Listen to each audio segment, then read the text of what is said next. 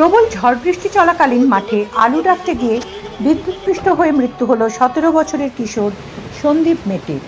ঘটনায় শোকের ছায়া নেমে এসেছে এলাকায়।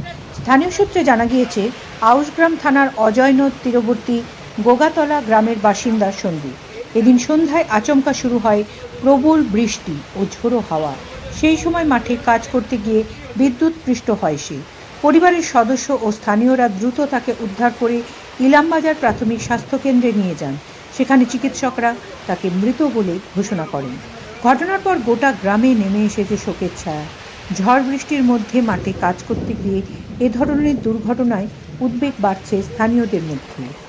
Bureau report, Bolpur news.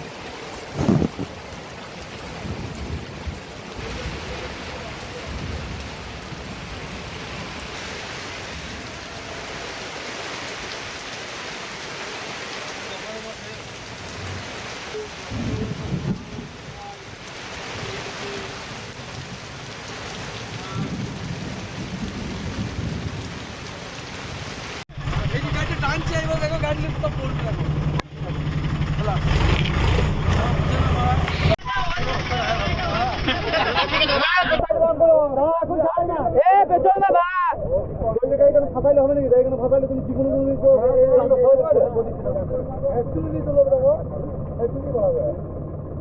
দইটা টিকাইতে পারলেই ভালো গো। ওই দইটা যদি টিকি দেয় তাহলেই ভালো। টাইপ করবা, টানবা কিন্তু গাড়িটা টান। ওই গাড়ি দিলে টানবা না ভাই, এই দিলে টানবা না। টুকটুকু টানবা, আমরা ফিল মারবো। টানবা, টানবা আমরা ফিল। আব্বা আমাকে খাই দিই, কি করে দাও?